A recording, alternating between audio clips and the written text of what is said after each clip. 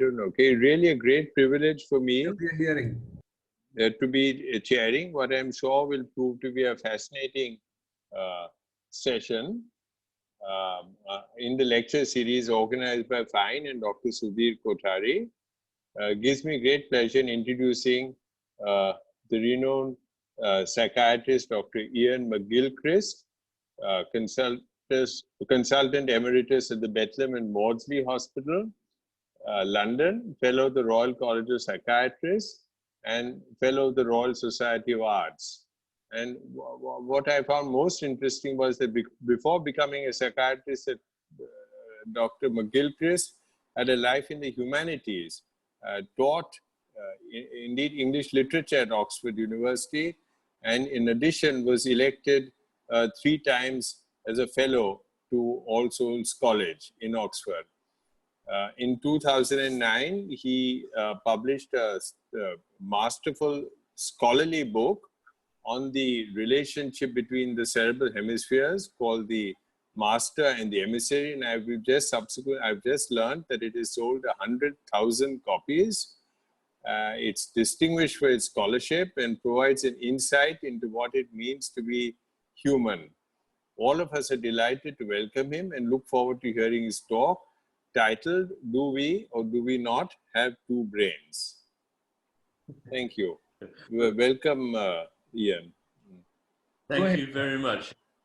Thank you for your kind words. Very much appreciated. And this is a fascinating thing that I never anticipated that I would be able to do, to reach so many people in India like this. So thank you very much for asking me along. And as you heard, I had a rather different life before training in medicine. I trained in medicine in my late 20s, about 10 years later than most people in this country. And prior to that, I had been very interested in literature, philosophy, and theology. And I came to medicine through an interest in the mind-body problem. I went to all the philosophy seminars and they seemed to me too disembodied, actually. So I wanted to approach this question through a more embodied way of being, and that was to train as a doctor and work in the overlapping area between neurology and psychiatry. And that I did for about 20 years at the Maudsley in London. So today I'm going to now share my screen with you. So yes, so let's see if this works. Yes, Dr. Kothari suggested the rather racy title, Do We or Do We Not Have Two Brains? And I thought it was rather fun. So that's what we're going to be hearing about. But this is a topic that goes back a long way. Immanuel Kant, the philosopher, and Goethe and Pascal all commented on this twofold nature of man. And Pascal says, it's so evident that some have thought we had two souls. Now, let me just see if I can make this go on. There. I know you are all very familiar with the basis of this, but I just want to say that when I started researching hemisphere differences 20 years ago, I was told that it was career death, that I must not touch this topic with a barge pole because it's the sort of thing that's pop psychology and nobody believes it anymore. And I was at the Maudsley and I had a distinguished mentor, Alwyn Lishman, the author of the great classic textbook, Organic Psychiatry. And he also said, you know, you have a promising career, don't do this. However, I was very interested in what I knew. And it started from 2 or 3 observations that I think ought to intrigue anyone. And they were never fully explored in medical school. Of course, we know the brain has this structure. But why? Why is the brain divided, since its whole purpose is to make connections and its power is in the number of connections it can make? why waste the opportunity to make more connections by having a whopping great divide down the middle? Now, this rather lugubrious looking gentleman, he's not very happy about having the top of his skull lifted off, but this is a good illustration for a lay audience of what we mean by the corpus callosum, which is a band which only connects directly 2% of neurons. Only 2% of neurons cross the corpus callosum, and each hemisphere is massively intraconnected in a way that it is much less interconnected. And of course, it's intraconnected by the great superhighways of the superior longitudinal fasciculus and inferior longitudinal fasciculus and the uncinate fasciculus. The second question that one might want to ask, after asking why is it divided, is why is it asymmetrical? For what possible reason should it be asymmetrical, since the skull, the box which contains it, is symmetrical? And of course, in medical school, I learnt about the expansion of the left hemisphere. And here in this illustration, which is compiled from a series of MRI scans, you see the expansion, the posterior expansion of the left hemisphere on the right in the screen. And that was said to be to do with language. But actually it is not to do with language. We know this because from the endocasts of skulls of prehistoric man, before we believe they were capable of language, these areas are enlarged. And they're also enlarged in gorillas, in bonobos, chimpanzees, and other of the primates who don't have language and can't be taught language. The most successful is about 300 words, whereas you probably have 70,000 words. So there's something mysterious about that. And what's even more strange is that nobody in medical school mentioned to me the frontal asymmetry. There you can see it at the top of the screen, with the right hemisphere being, of course, on the left. The expansion of the frontal lobe on the right is the most asymmetrical region in the entire brain. It wasn't even mentioned to me in medical school. And this is probably the latest evolved part of the brain. And this expansion here is also present in the great apes. And of course, it's called Yakovlevian talk, after Yakovlev, who first described it as looking as though the brain had been given a twist, so that you get this strange asymmetrical structure.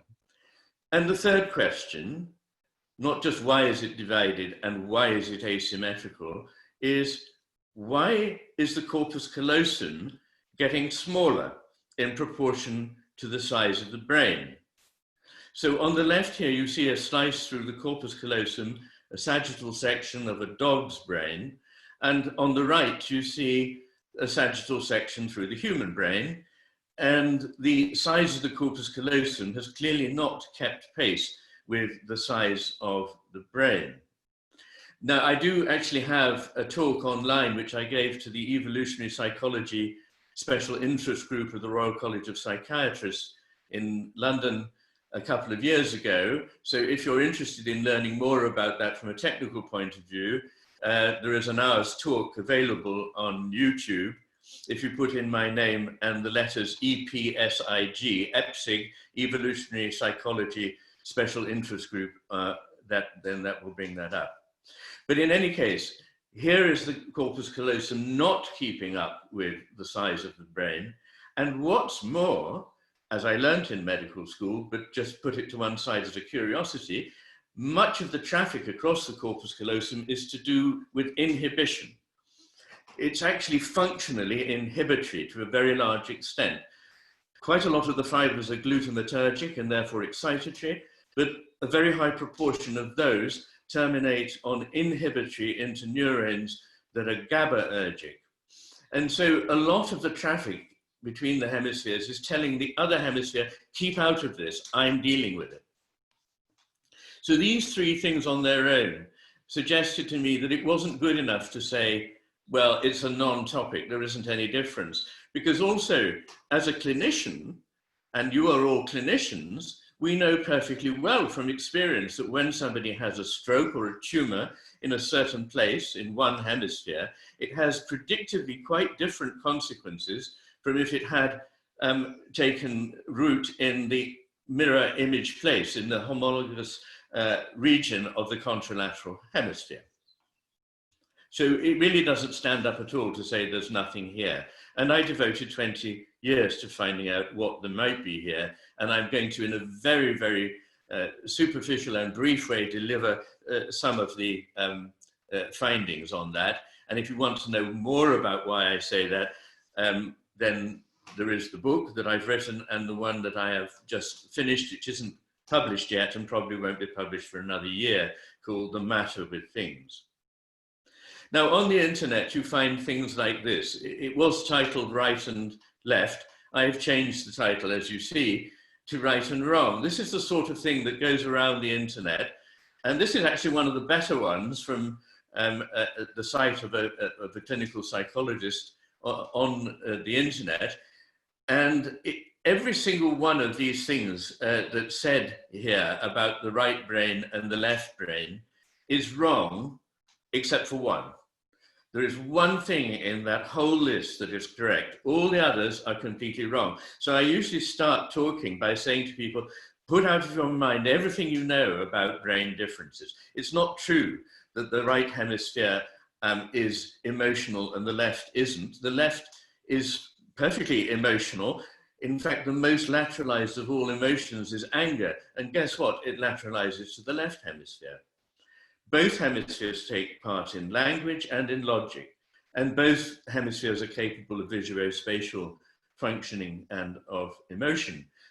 So where does that leave us? Does that not mean that my colleagues were right when they said to me, no, really there's no difference?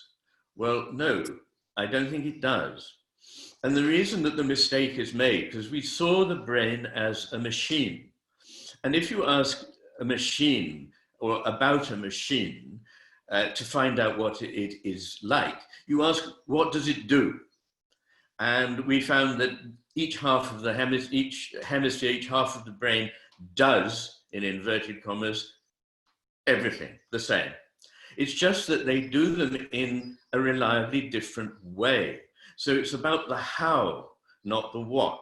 So each takes part in our experience of everything, but with a different take on it, if you like, a different manner, a different attitude, a different disposition towards it.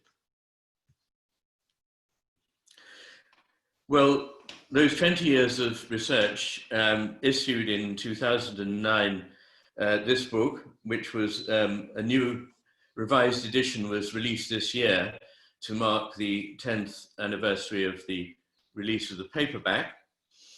In it, I explore the origins of asymmetry and the human meaning of it. So the first part of the book is neuropsychology and philosophy. The second half is applying it to the history of human culture. And I'll say just a little about that towards the end of this talk. Now, is it just that our brains are asymmetrical? Absolutely not. Every brain we have looked at, not just primates, not just mammals, not just reptiles or amphibians, not just insects, even nematode worms, their neural nets are asymmetrical. And the oldest creature that we know, the reason I put this up is there's a fossil of a trilobite, and we know that trilobites' behavior was lateralized because bites out of trilobites are usually or disproportionately commonly on one side and not on the other. Now this is a brain scan like one you've never seen before, because of course it's not a brain scan at all. What it is it's a scan of the most ancient living creature we know, called Nematostella vectensis, a sea anemone, 700 million years old. And as you can see from this picture, it is asymmetrical about the long axis. These are aspects of the neural network, and the long axis of the creature is from left to right in the picture. And you can see that only in one half of the picture are there a certain kind of neurons. Now, what is all this about? It certainly can't be denied.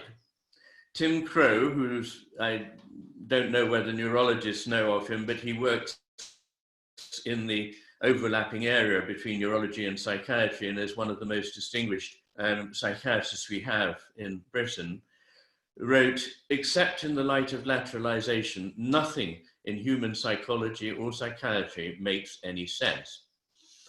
And the second is a quote from Onur Güntürkün, a Turkish neuroscientist who works at the University of Bochum in Germany and received Germany's most distinguished science prize, the Leibniz Prize, for his work on asymmetry in animal brains.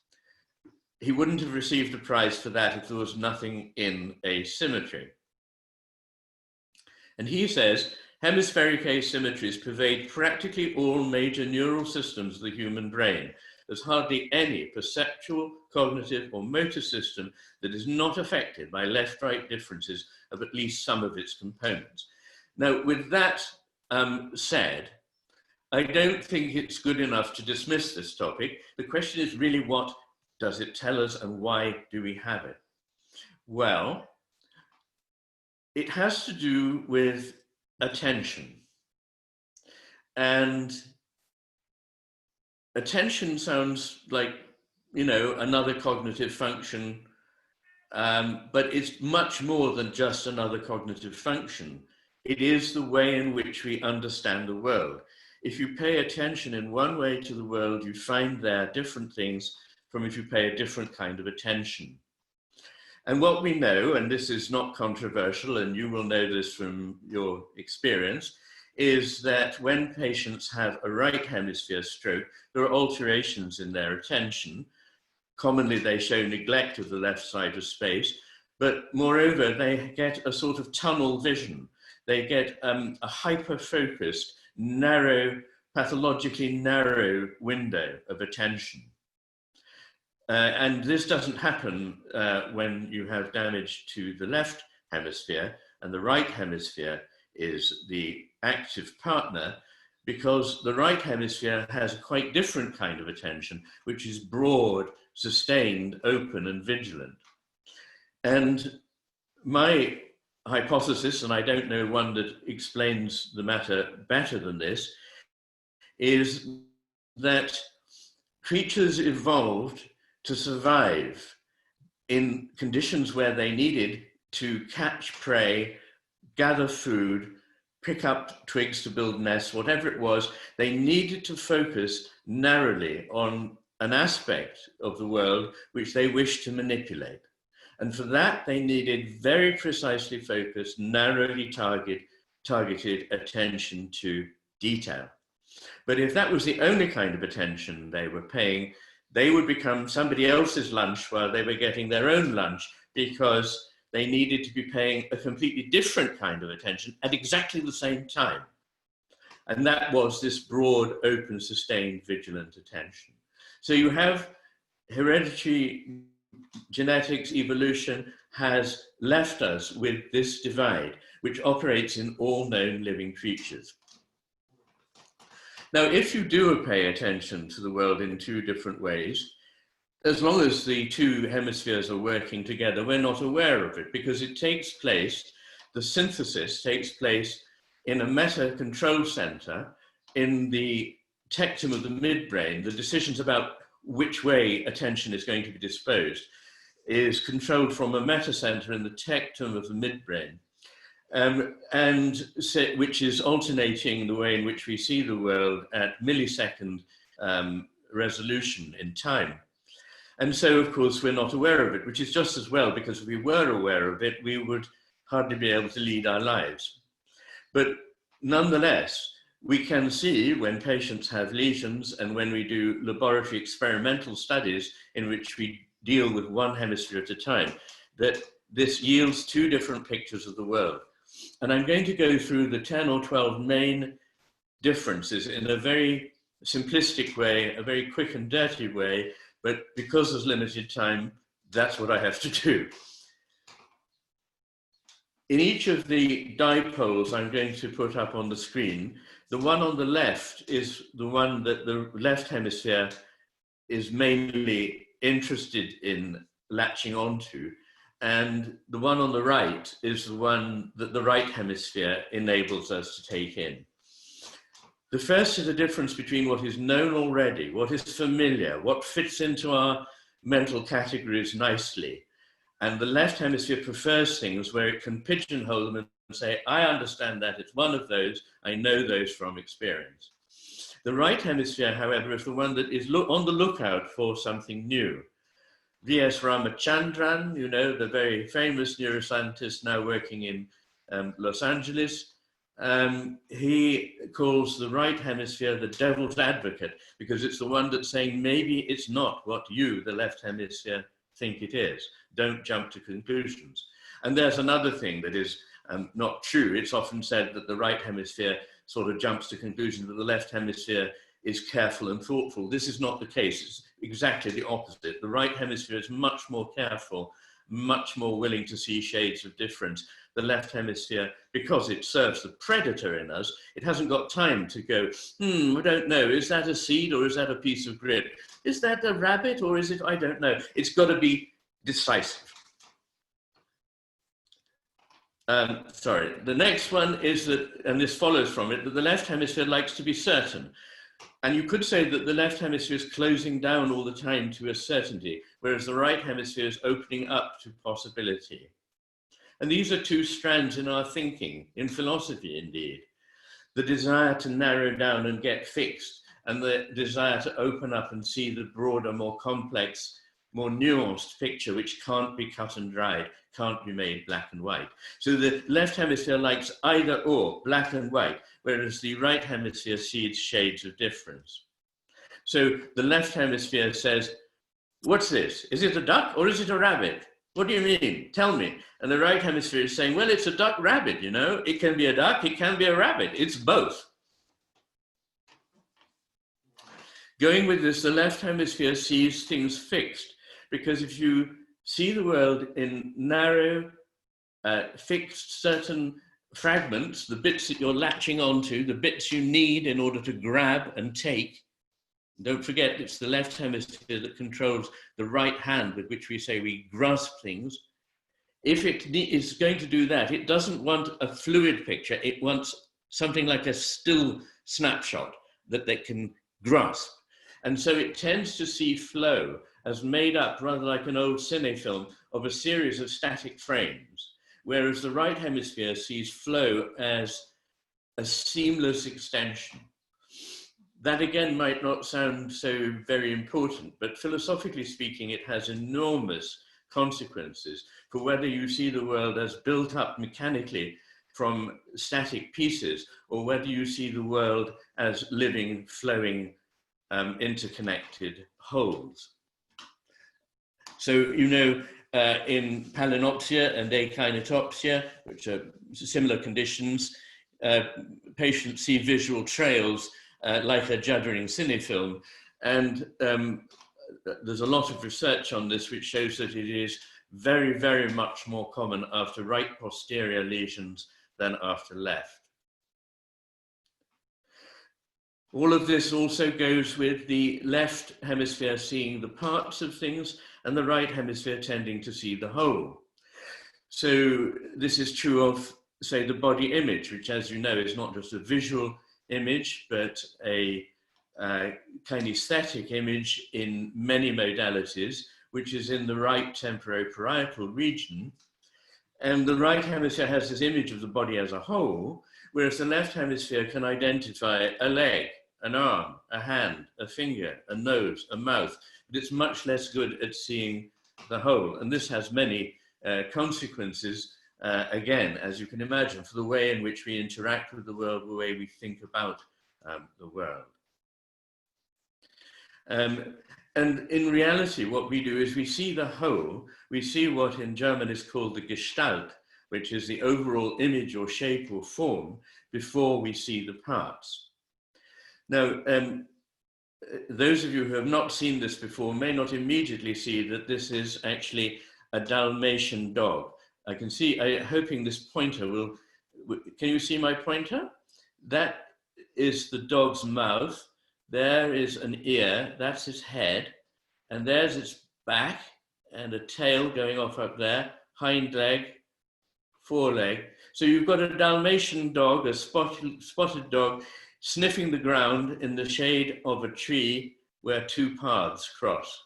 Now, there is no way you can build that up by going, that's a bit of a dog, and that's a bit of a path. It's impossible. You see the whole, and there's what's called an aha moment, which is robustly associated with activity in the right superior temporal sulcus and in the right amygdala. And it's the basis of insight, mathematical insight, scientific insight, artistic insight. That moment in which the thing comes into shape is a very much strongly right hemisphere subserved function. These are examples of what happens to people who have right, mainly right posterior, at any rate parietal occipital lesions. On the left, you see a man reduced to a schema of a blob with 3 sticks. In the middle, you see a bicycle, which is interesting because it has pedals and it has 2 wheels, but the pedals are bigger than the wheels, and the relationship between them is the wrong way up. So again, there's focus on parts, but not on the relationships of the whole. And on the right, you see a house. It's got one of those things on top, which tells us that it's a house, but otherwise you'd be hard pushed to know that. And so, once again, the left hemisphere likes things to be clear and explicit. It breaks things down analytically, and it says, I see it's made up of these things. But almost all of what we experience is not explicit. Even the language, which is the most explicit thing that we do, is not by any means mainly explicit. A computer would not understand it, even though it had a grammar book and a lexicon to look up, because much of what we say is in the way in which it's said, in the things that we imply but don't actually specify, and in the things that we leave unsaid. All that the right hemisphere picks up. And that's in linguistics, that's called pragmatics. It's how you understand an utterance in context. So, for example, if it's very hot and I say, gosh, it's hot in this room, you know that what I mean is, can we open the door? Whereas your left hemisphere is going, well, yes, I know that. Why are you mentioning the weather? I can see that for myself. It doesn't understand the implicit. The left hemisphere tends to take things out of their context. And of course, they change completely when they're out of their context. They become abstracted and they become put into, it's much easier to put abstract things into categories than real things, because real things carry their context with them. When you try to grab hold of them, you have to bring the context with them.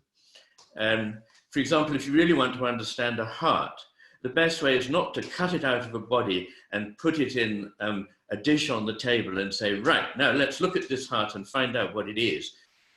Because it's now been taken out of its context, in which alone you'd be able to see what it was. And things change completely with context. This is obvious about poetry and about jokes, that once they're made explicit and taken out of the context, they become unfunny, unmoving, and they rely on being dependent on a lot of implicit material that is in the context. And context can completely change the meaning of a word. For example, in America, there are 4 sizes of cereal packets. There's jumbo, which means very large. Then there's economy, which means large. Then there's family, which means medium. And finally, there's large, which means small. So the left hemisphere is busy generalizing things, and it puts things into fairly gross categories. Whereas with finer categorization, and certainly when it comes to the unique example, it's the right hemisphere that is more helpful to us. it alone understands unique cases. And here I would refer to two cases, both from Switzerland, one of a farmer who had a right temporoparietal lesion, and before having the stroke, he could tell each of his cattle by looking at them and knew their names, but afterwards he found it difficult to tell a cow from a horse. And another case is of a woman who was an ornithologist. She'd studied all the birds of Switzerland, and after her right hemisphere stroke, she said rather sadly, all the birds look the same. So this is from a paper by Velotigara's group. So as it were, the right hemisphere is seeing the individual, whereas the left hemisphere is seeing the category, the gross category, the very rough category into which things fall. And those categories are of use, whereas there's a relationship that goes beyond utility towards Sarah and Mark. Again, this is in keeping with the fact that the left hemisphere is more at home with the inanimate. Inanimate things tend to be coded in the left hemisphere, animate things more in the right hemisphere, though they are also coded in the left hemisphere to some extent. Although one study I know shows a clean split with the left hemisphere dealing with the inanimate and the right hemisphere with the animate. And that's intriguing in itself. What I very much like is that musical instruments are treated in the brain like living things and are exceptions to what we call inanimate objects and are classified with the animate.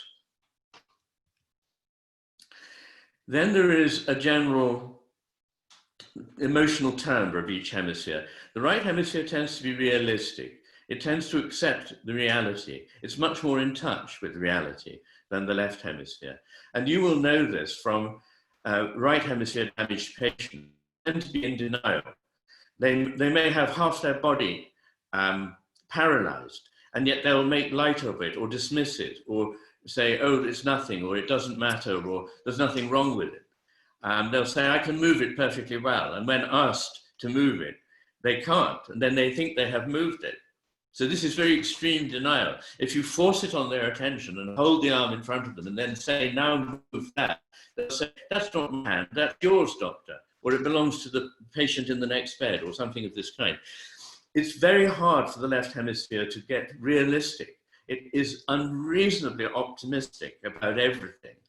And this is one of the reasons why it's harder to rehabilitate patients after a right hemisphere stroke than after a left hemisphere stroke.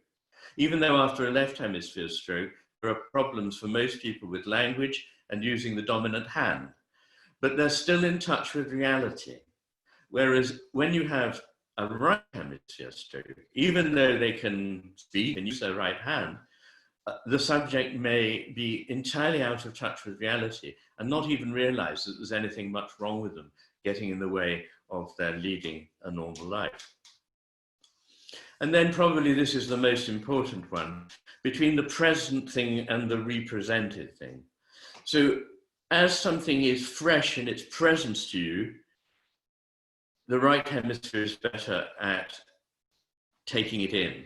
And once it becomes a kind of abstraction, a representation, a type, it then gets treated by the left hemisphere. And it is literally then no longer present, but re-presented, but it's not the same as it was when it was first present. As we get older, more and more of life becomes automatically processed in this stereotyped way as representations rather than the presencing of things. Well, that was rather abstract. This is more vivid. These are from some experiments done in Russia by Nikolai Nikolaenko, in which one hemisphere at a time was knocked out for about 20 minutes following ECT. And on the left, you see a tree in the intact condition. In the middle, you see the left hemisphere's tree, which is both showing left hemifield neglect and showing how curiously stylized and symbolic the tree has become, whereas the right hemisphere's tree on the right is a full, flowing, living organic form. And here you see the same thing with a flower. In the left hemisphere only condition, it gets reduced to a geometric symbol, whereas under the right hemisphere only condition, it still has the living flowing form of a flower. And this is really just to show that the right hemisphere is much better at seeing perspective, seeing depth. In fact, it sees depth in space, depth in time, and shows greater depth in emotion than the left hemisphere. This is from Gazzaniga and Ledoux, and shows what happens to our sense of depth after callosotomy. So in the top line there, you have the left hand and then the right hand, both of them perfectly able to draw a respectable cube in perspective. After the operation, it's only the left hand that can still do it because it is in touch with the right hemisphere. The right hand, which all its life has been drawing the cubes, can no longer do it because it's not getting input from the right hemisphere. And it draws what a child draws, which is what it knows, but not what it sees.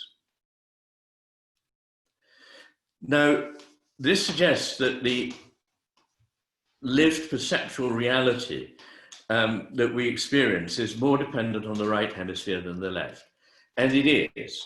I'm going to be very quick and dirty with this, but just run through some data on the comparative strengths of the right hemisphere and the left hemisphere in various modes of perception. Well, the right hemisphere is superior to the left in spatial discrimination, detection of stimuli, localizing stimuli, understanding depth, estimating size, matching orientation, adapting to orientation, pattern recognition, and in figure ground discrimination, in recognizing an object from unusual angles or particularly from impoverished or partial incomplete information.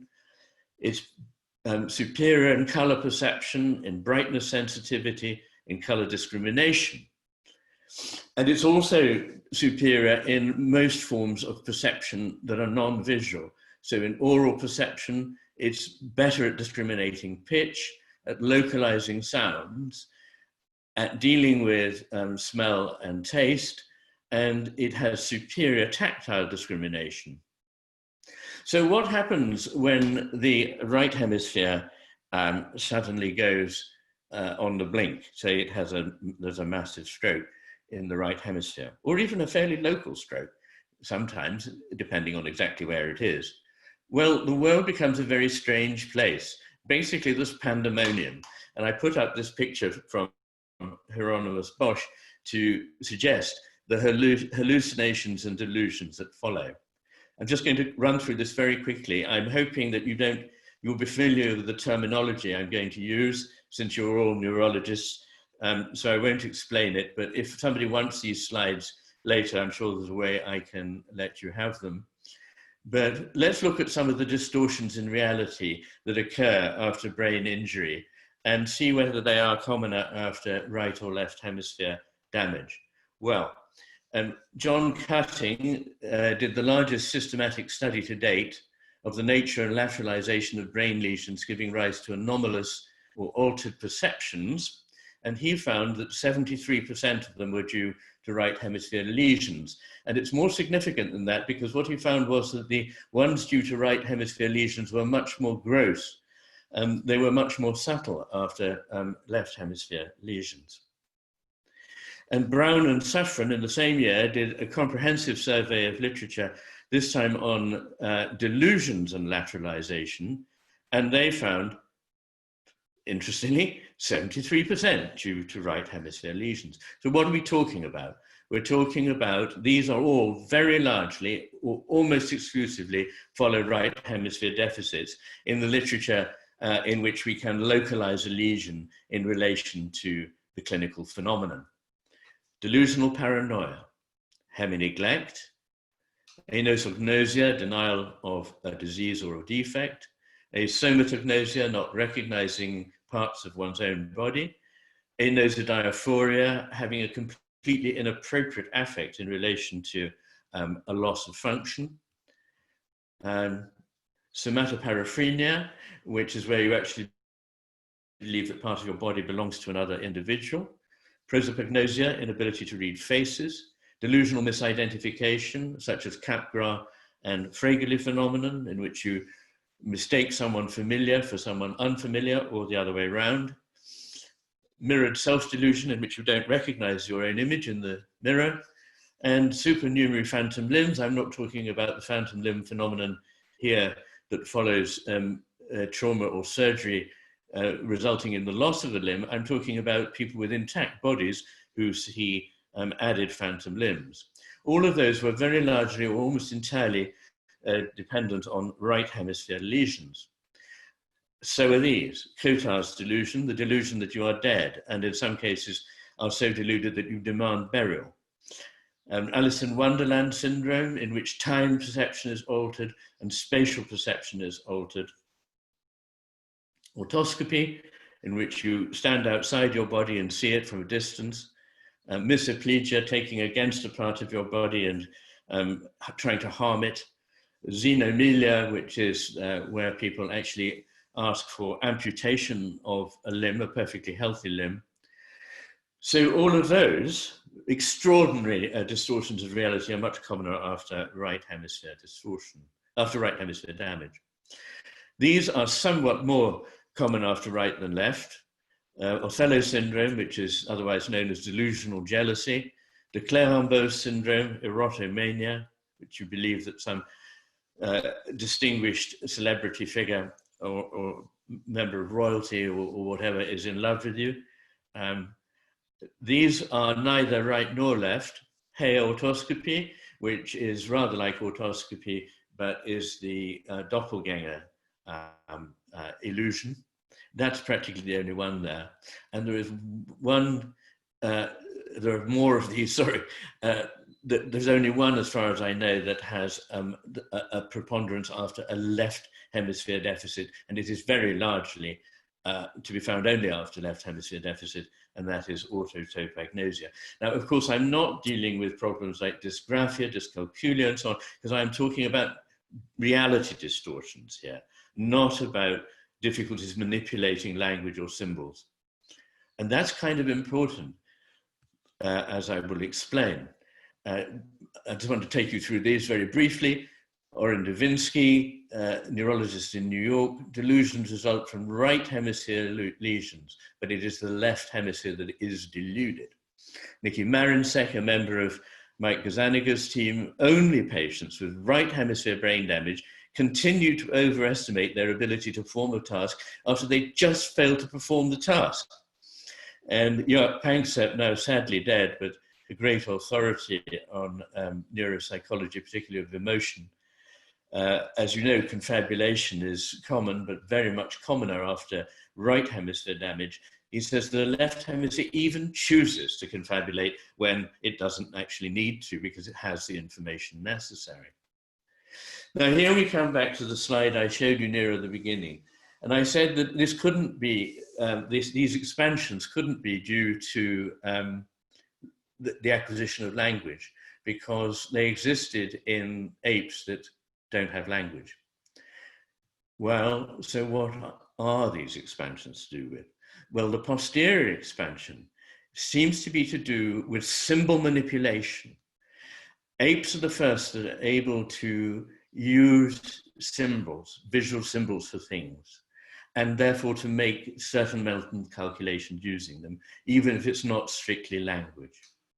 In other words, it's already starting the process that the left hemisphere has gone very far in human consciousness of dealing with the aspects that are abstract and not in front of us and not actually currently being experienced. It's as though the brain needs to go offline and do some theoretical planning.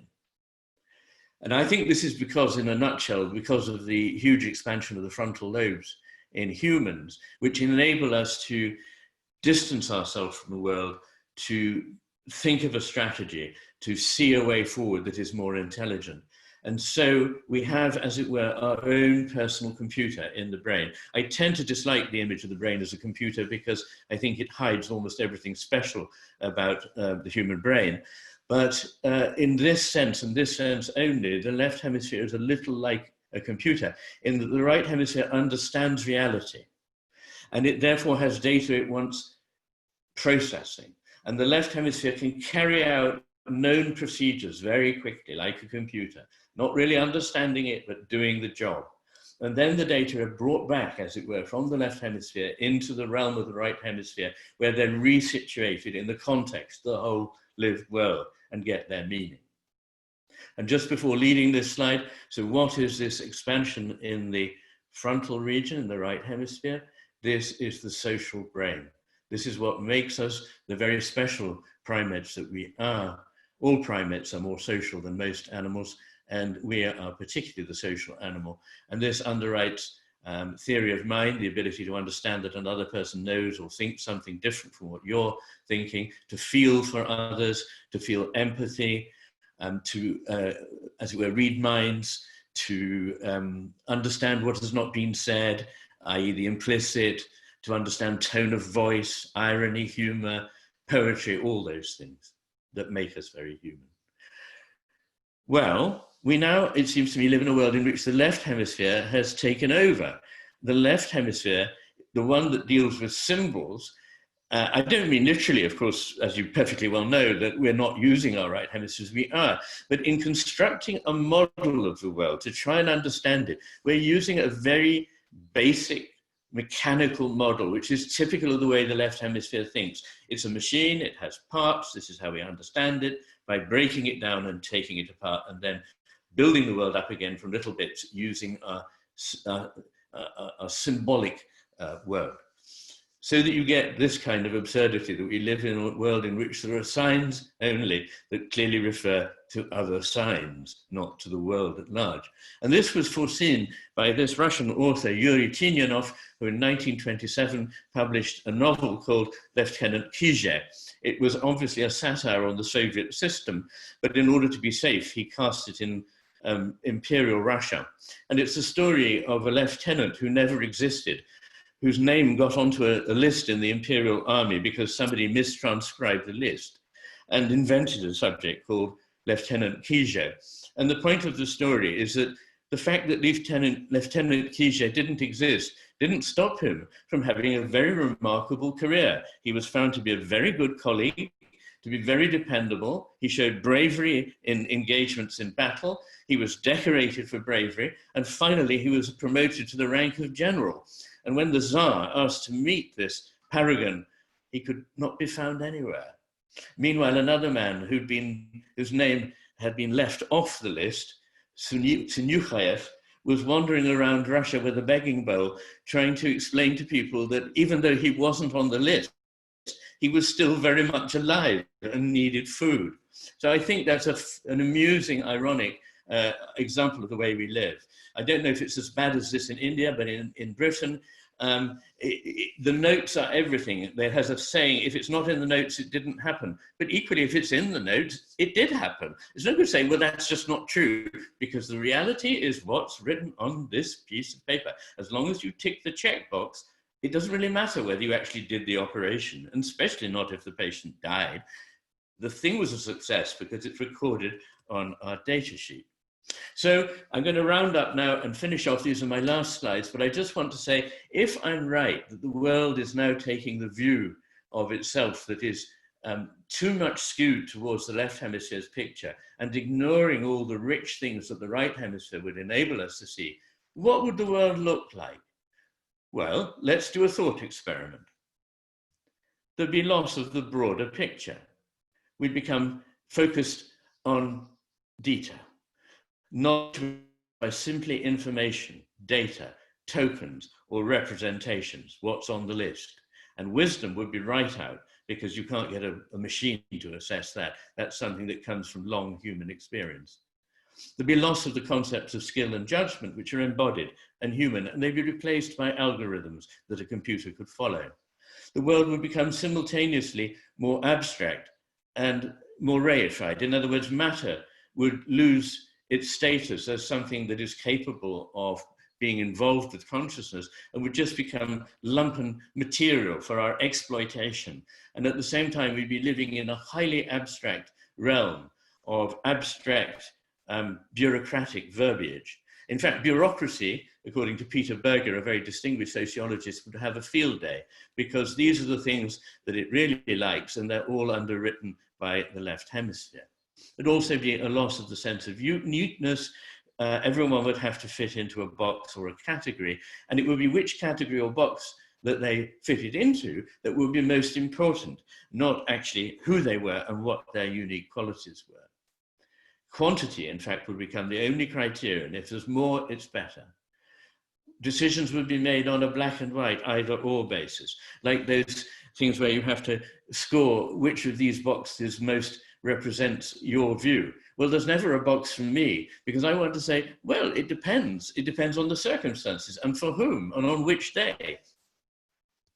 Reasonableness, which is taking all the context into account, would become replaced by a dogmatic rationality, which is just the following out of logical procedures without using your emotional and social intelligence. There would in fact be a general failure of that now uncommon thing, common sense.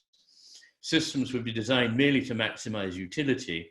Social cohesion would begin to break down as everyone became atomistic and individualistic. The government would then get upset and would see things depersonalizing, and it would become paranoid and start lacking trust. It would start monitoring its population, putting up CCTV cameras everywhere, trying to build up a database of the population with DNA samples and so forth. In other words, a need for total control. Because remember, the left hemisphere's reason for being, in a way, it's evolved to be the one that controls, that always enables us to be in control. But so much in life is different from that. And if we are always trying to be in control and wish to control everything, we will make many egregious errors. Anger and aggression would become part of the typical way in which people would relate in society. And we would see ourselves as passive victims. You know, it's his fault, not mine. It's the government's fault, not mine. Because if you remember, the left hemisphere can never see that it has a problem. If it's half paralyzed, no, that's somebody else's problem. And finally, art would become highly conceptual. Visual art would lack a sense of depth, and there'd be distorted or bizarre perspectives. Music would get reduced to little more than rhythm, which is the part of music that the left hemisphere can understand. It can't understand melody and harmony, or at least not in most ordinary individuals. Language would become diffuse, excessive, and lacking in concrete reference, like a lot of management bulletins, which of course I keep by my bedside in case I ever find having insomnia. I can't read more than half a page without easily getting back into a peaceful sleep. There'd be a deliberate undercutting of the sense of awe or wonder, because the left hemisphere doesn't understand awe. The right hemisphere does, but the left hemisphere just thinks, what do you mean? It's just that I haven't got enough data yet. When I've got enough data, it'll be easy. Flow would be reduced to just an infinite series of pieces. We'd be discarding all the tacit forms of knowing, and life would become cloaked in what de Tocqueville called in the 1830s a network of small, complicated rules. We'd be more spectators than actors in our lives, as Descartes proudly described himself, sitting on the sofa watching television. And all this would be accompanied by a dangerously unwarranted optimism. Whew, well, I'm glad we don't belong to that world anyway. Well, that was my talk. I won't mention Donald Trump, but I will try and get out of this now and get back to a picture where you can see me and I can see you. And we have half an hour, I hope, for questions. Okay. Sudhir, shall we? Yeah, go ahead, sir. Go ahead with some of the questions that have been asked. You can ask something, and I'll put up the PowerPoint of all the questions that have been asked. Then we can just. Oh, you got them in front of you? Yeah, I'll put them up. Yeah.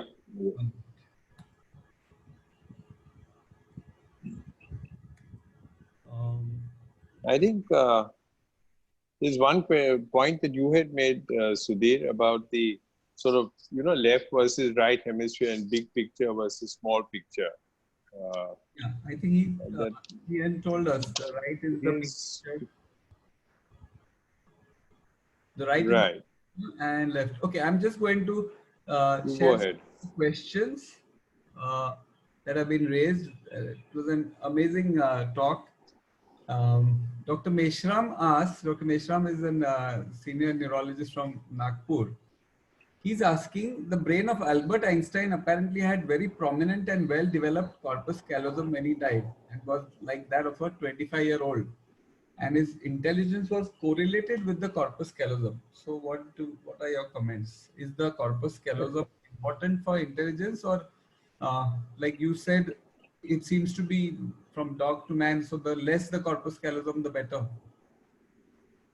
Well, yes, I mean, the short answer is that I don't think we can tell too much from just looking at an individual's brain. For example, Einstein's brain is somewhat smaller than I think the average male brain. So what you make of that, I don't know. It's to do with the way in which things are, if you like, connected inside the brain. But it's a mistake to think that that a bigger corpus callosum is better. There are larger corpora callosa in schizophrenia and in autism. There is an argument that Einstein was autistic, of course, and as indeed a number of very distinguished scientists, mathematicians, occasionally artists have been. But you've got to remember that, first of all, one of the functions of the corpus callosum is inhibition. And it's getting a balance between facilitation and inhibition. It's very difficult to know in any one brain whether the fibers in that brain, once you're left with a post-mortem specimen, were largely to do with, it's much too complex a matter to be able to decide from measuring the size of the corpus callosum. And indeed, it used to be said that the corpus callosum is bigger in females than males. And we now think that this is true in some section of the corpus callosum, but not in others. But it leaves open the question of whether this is good or bad, because in evolution, we need them to be working together, but we also need them to be working separately. And problems exist for people who are too extreme either way. So I think that's as far as I would like to go with that particular question. Thank you. I'll take the next. Apurva, you can ask the next question. Yeah, it was a great talk. And my question is, if corpus callosum is joining only 2% of neurons on the two sides, and that too inhibitory in nature, then how the sense of self, a unified sense of self is created, how the sense of free will is created, and where? Right. Huge questions, of course. First of all, the fact that only 2% of neurons actually themselves cross the corpus callosum doesn't mean that networks aren't talking to one another all the time across the corpus callosum. And inhibition is creative. So inhibition isn't just a matter of something negating something. You may probably know that primates have more inhibitory neurons than any other animals, and that human brains have more inhibitory neurons than any other primate. At least 25% of our neurons are functionally inhibitory. So clearly this has some very great importance for us. And it's that we're able to separate things in consciousness, but still joined in one consciousness. Now, the sense of our consciousness, I mean, you are, of course, asking in a way a question that leads us into philosophy. And I gave a 2-hour talk to a group in London a month ago on consciousness and the brain. But it would take me a very long time, as you see, to go very far into it. But I think the short answer is that our sense of ourselves comes from everything that we experience seamlessly into the level below our consciousness. And that, of course, most of what is coming to us is not conscious. We think the bit of us that is us is the bit that's now talking. But a very large percentage, one paper amusingly says 99.44%. Well, I don't know how you get to 99.44%, but you don't have to buy that degree of precision to be able to say, yes, very much the largest part of everything that is going on in communication in ourselves is not coming to our consciousness. It's embodied and it's acted on, and it's all part of what makes us us. It's not us doing it, because we are that field in which all these actions, conscious and unconscious, are going on. And I mean, it's also true that even people who have had calosotomy, there are some interesting phenomena, as you know, immediately post-calosotomy, but usually they settle down quite quickly to a sense of oneself. And partly because information is coming to the body all the times from all directions in space and from both sides of the body, and that much of it is synthesized below the level of the corpus callosum in the midbrain and so on. So I really do think that, and in the brain stem. So I just think that the answer is that it's not right to think of the two hemispheres as being ultimately entirely separated. And the answer to the question, do we have two brains or one, is of course, well, neither. We have this wonderful thing which at times acts in synchrony and at times is capable of acting differentially. Thank you. Okay. I'll again share the screen. Dr. Bharucha, you can go to the next question. Sure. Dr. Keyur Buch, can you read them? Yeah, absolutely. So, are there any differences in the functions of the two hemispheres in left-handed people? Is one question. Yes. Yeah. I suppose left-handed and right-handed, is there any difference between the two brains, whether you are left-handed or right-handed? Well, there are three kinds of left-handers. There are those, a very small group, in which almost everything is situs inversus. And so you have where everything I've talked about in the left hemisphere would be their right hemisphere and vice versa, but that's unusual. And then you get people, a relatively small group again, whose brains are almost entirely, apart from handedness, similar to, as it were, the standard right-handed model. But what interests me is the majority of cases in which there is, as it were, a different pattern of assortment. And so you get things that don't normally sit together in the brain doing so. And this yields both exceptional skills and exceptional deficits. And as you possibly know, left-handed people are overrepresented at the top end of almost every spectrum and at the bottom end. So it's one of those interesting areas.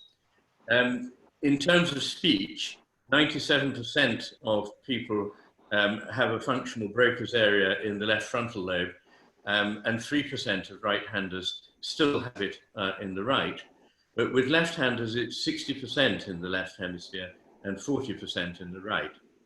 So, of course, before neurosurgery, it's usual to do, used to be anyway when I was doing it, the Werder test, in which you isolate one hemisphere at a time to find out which one has speech, because it's not entirely, doesn't necessarily follow standard pattern. But it's a good question. Okay, the next one. Rushabh Gavli. Sir, please go ahead, Dr. Bharucha. Yeah, he's asked about autism spectrum. There's a question about autism spectrum disorder, and how is it affected by right hemisphere functions such as, I'm afraid I don't know some of these terms, central coherence, pragmatics, gestalt we know, and you mentioned that, context processing. Yes. How would these sort of play a role in autism spectrum disorder, defects in these? Well, you're absolutely right to draw attention to the fact that very often in autism there is a picture which resembles right hemisphere deficit syndrome. I think I would say that there are autisms, not just autism. For example, one of the best known subjects who is very articulate about her autism is Temple Grandin. And she thinks only in visuospatial images. She doesn't think in words. Whereas many people with autism think only in words and can't think using visual images.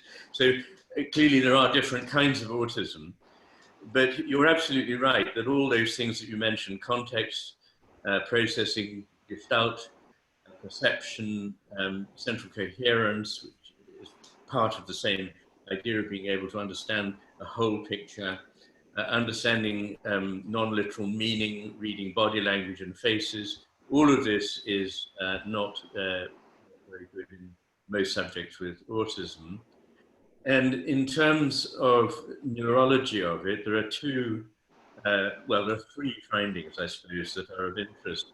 One of them is to do with the vermis of the cerebellum, and I'm not really going to go into the cerebellum, partly because I'm,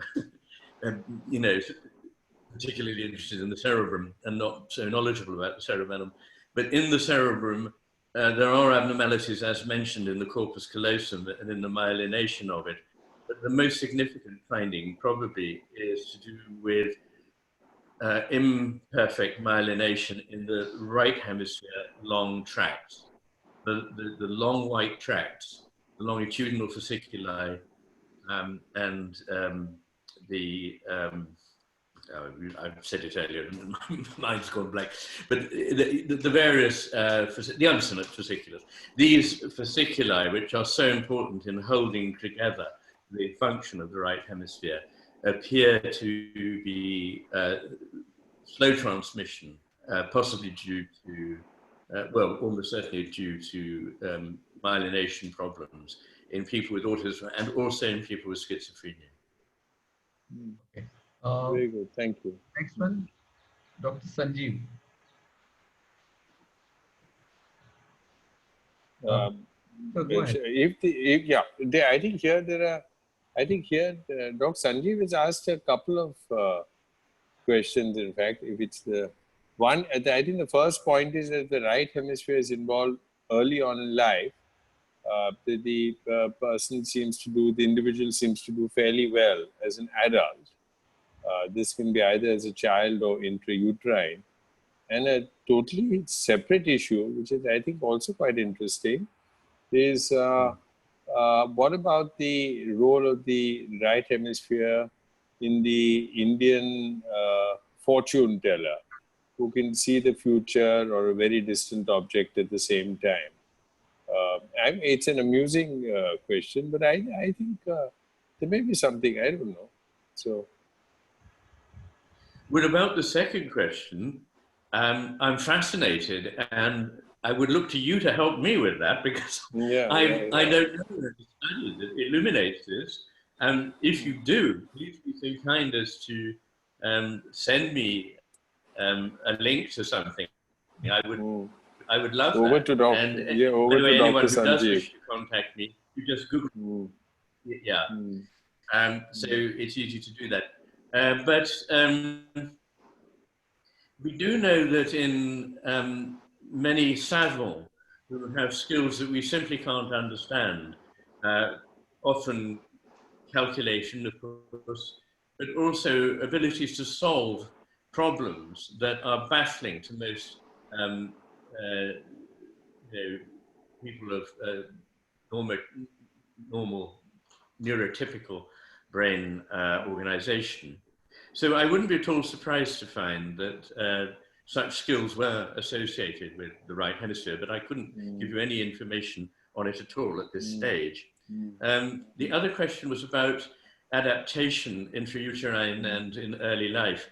And of course, you're absolutely right that, and provided that the damage is at a relatively early stage, usually up to the age of perhaps 9 or 10, the brain is much more plastic. And of course, we now know that the brain goes on being plastic in a way that when I was in training, we were taught it didn't, but we know that the brain can exercise plasticity into adulthood, but obviously not this kind of very gross ability to as it were, remedy the lack of a hemisphere. What we do know is that in cases where this happens, it's quite true that the functions of the left hemisphere, if it's the left hemisphere has been removed, get taken over by the right. But it's less true that functions of the right hemisphere get taken over by the left in the case of a right hemispherectomy or right hemisphere damage. It seems that somehow the left hemisphere functions are prepotent, and they're being together in the same hemisphere with the normal right hemisphere functions has a damaging or depressing effect on intelligence. Interestingly, there is strong evidence from a study by Barbie et al. In 2014, in which they looked at intelligence in the adult brain in people who had had IQ tests done pre-lesionally and then after sustaining a stroke, to find out which areas of the brain were critical for intelligence. And it's worth looking up the paper. It is quite extraordinary. Virtually all the areas that are critical for intelligence are in the right hemisphere, not in the left. Anyway, coming back to that point, after hemispherectomy, subjects do much better if they've lost the left hemisphere than if they've lost the right hemisphere.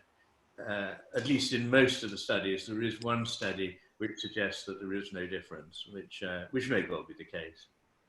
But yes, of course, we're talking here about the amazing ability of the brain to be plastic very early in development.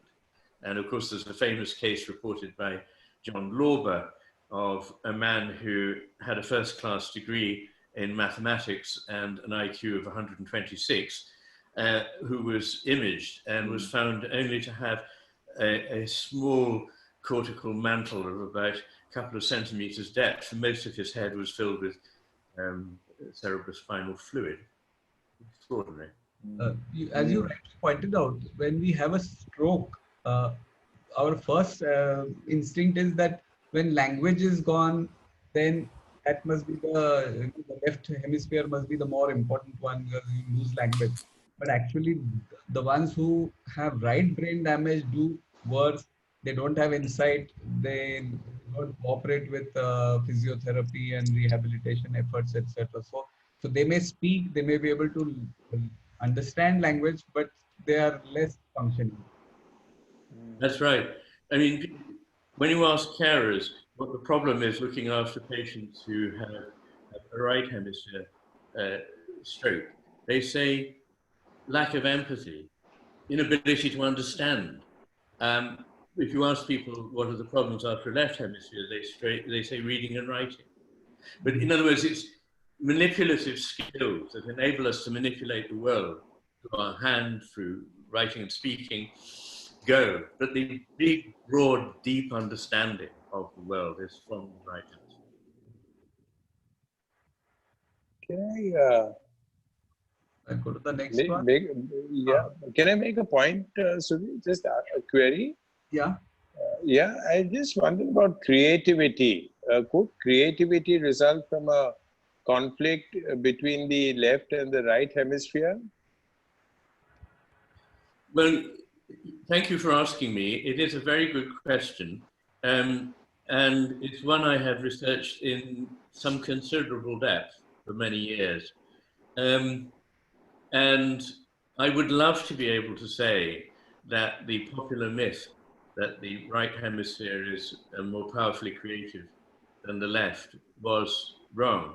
But alas, there is truth in it. You know, it would be much easier to go, oh, it's all rubbish. But I'm afraid I have to report that no, that actually is one other thing that people have always said that does turn out to be true. There's some confusion about it because when you come to look at research, it depends very much whether you're talking about truly creative thinking in people who are highly creative, or whether you're just talking about something which is a kind of a task that can be done in a lab, which substitutes for creativity. Now, if you focus on that, then you find there is no right hemisphere advantage, there may be a left hemisphere. But if you talk about true high creativity, there is no question that the right hemisphere is very much superior. And there are books, papers by a figure called Iain Mcgilchrist in Israel, who has written a rather swashbuckling account of why this is all tosh. And I'm afraid I've had to laboriously go through every one of the papers that he refers to and produce a rebuttal, which will form an appendix to the book that I'm now writing. Would you say that the left brain is the more efficient one and the right brain is the more original one? As far as creativity is concerned, something original, the right brain is more likely at doing something efficiently or faster and better way. The left brain might. Well, there are a number of reasons why you would expect on first principles that the right hemisphere would be better at it. One is that it can bring to bear more widely, more diffuse neural networks. The left hemisphere neuronal network structure is much more tightly local. So when it's trying to search for something, it keeps looking in the same place. Another the joke about the man who lost his wallet and is looking under the light. And somebody says, "Where did you lose the wallet?" And they say, "Over there." "Well, why are you looking under the light?" "Well, that's because that's where the light is." But the left hemisphere is a little bit like that, is that it's sort of stuck with what you know. And the right hemisphere is better at making broad connections between different areas. It's also better at understanding the implicit. It's better at bringing together different aspects of intelligence at once. And it's not desperately trying to close things down to a certainty. The left hemisphere is always keen to make something clear-cut. And in the creative process, the one thing you don't want is to have things clear-cut too early on. Okay, Apurva, you want to take these questions? Yeah, I think we are towards concluding part of the discussion. I have one comment and a sort of question. You have said that language is present in both hemispheres, cognitive functions are present in both hemispheres. You said that both hemispheres are doing all functions, maybe a bit differently than the other.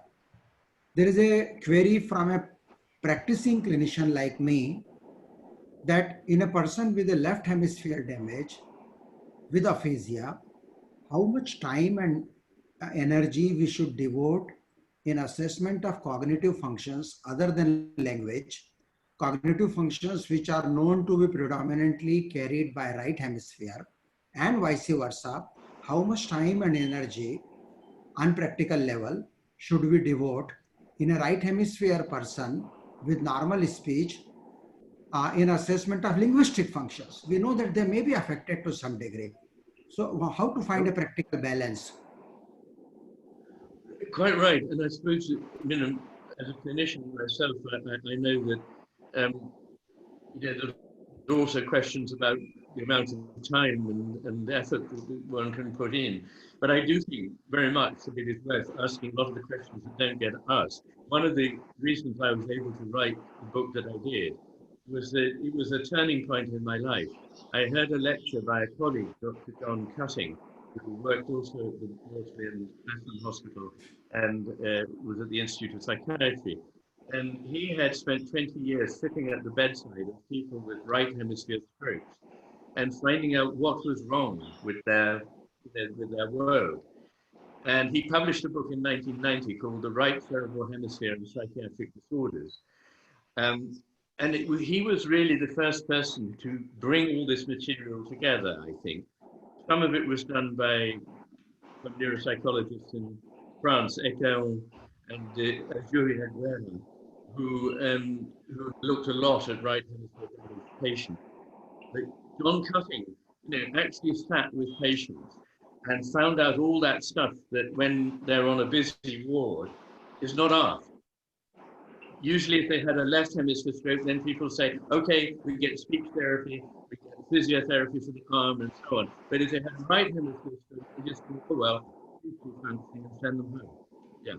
sorry, you wanted to ask a question, I think. I'm going to just go into some questions fast before we close. Dr. Sanjeev asked how to improve right and left hemisphere talk in this today's world. Can you improve? There have been some books on how to improve connectivity. Do you want to? And if you want to, how do you?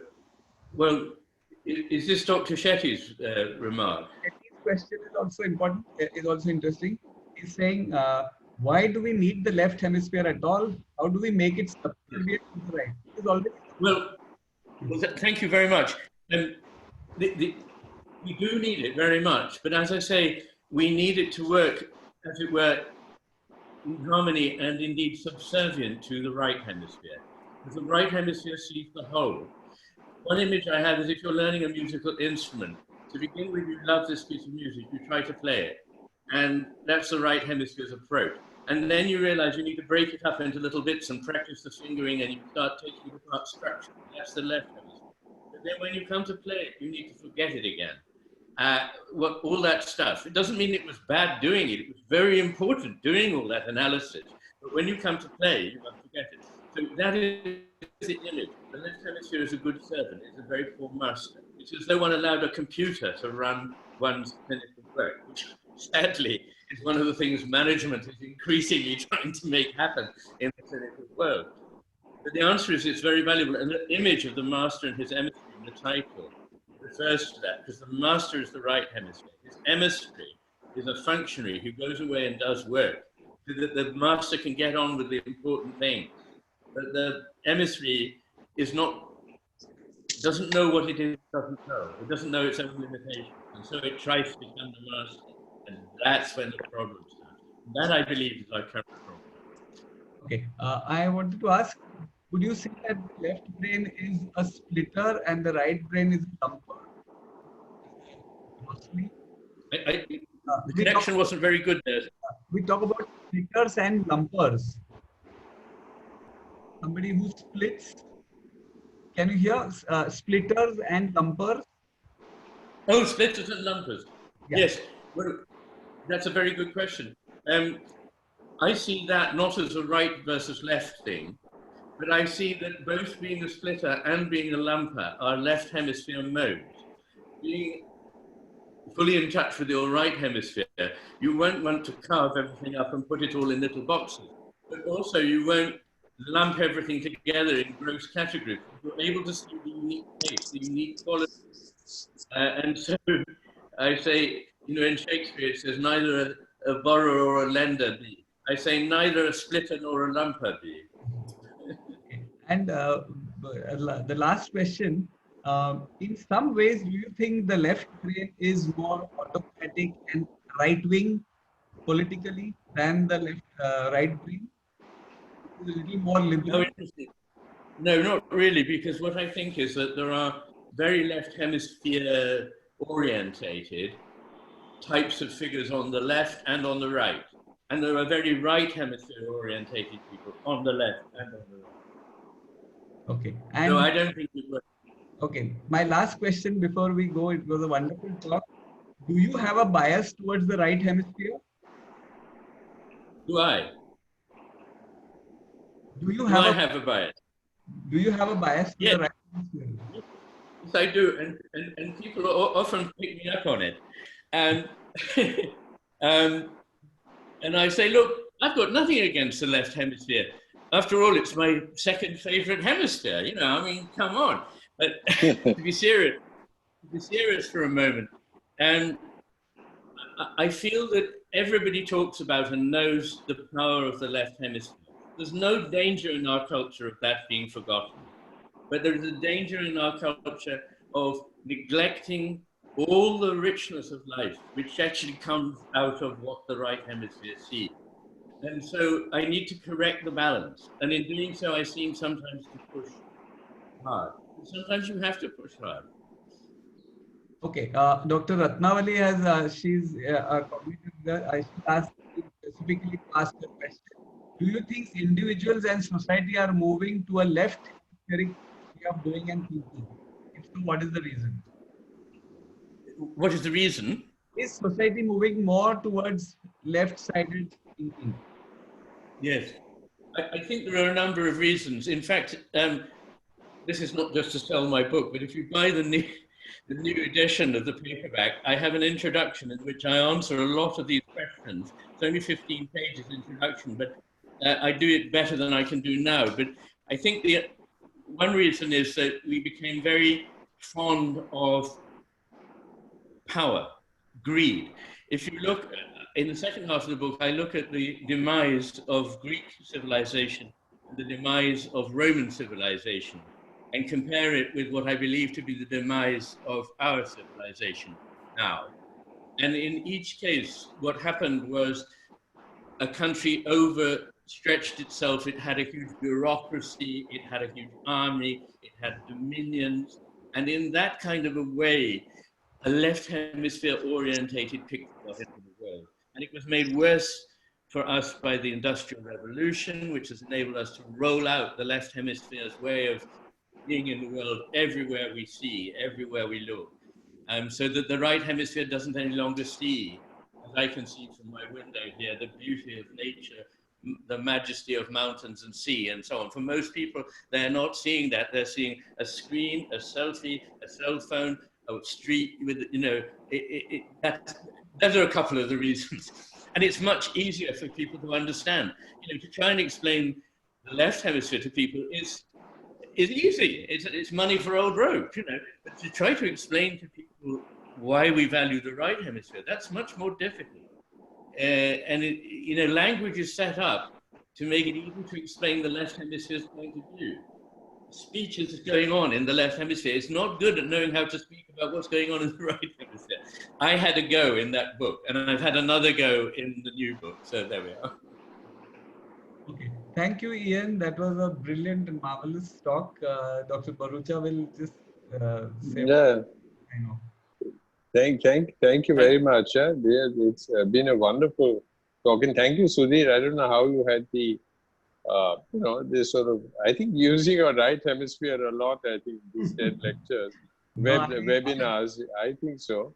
I heard his Anyway. talk. I heard his Yeah. talk on the this thing YouTube and his book, and I said we must get him.